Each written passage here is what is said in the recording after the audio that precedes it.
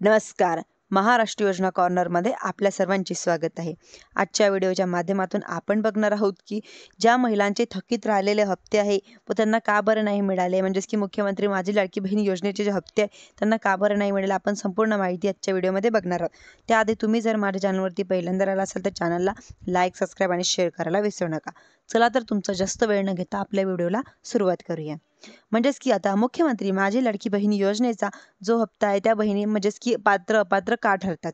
परंतु आता आपण आधी पात्र बघणार की पात्र महिला कोणत्या आहे. ज्या महिलांचे 2.5 लाखापेक्षा उत्पन्न कमी आहे, म्हणजेच की ज्या महिलांकडे 4 व्हीलर नाही आहे, ज्या महिलांच्या घरी म्हणजेच की सरकारी नोकरीवाले कोणी नाही आहे व ज्या महिलांकडे एका राशन कार्डमध्ये 2 बहिणी म्हणजेच की 2 लाडक्या बहिणीच लाभ घेत असल्या, एक विवाहित बहिणी व दुसरी अविवाहित, तर हे या ठिकाणी पात्र आहे.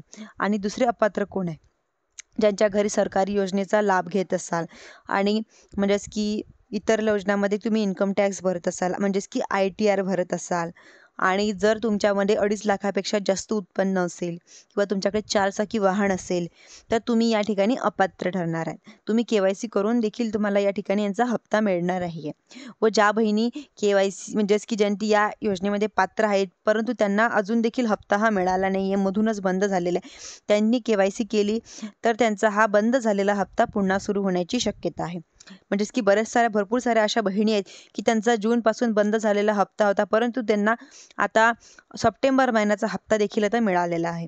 म्हणजेच की तुम्ही लवकरात लवकर ही KYC करून घ्या. धन्यवाद.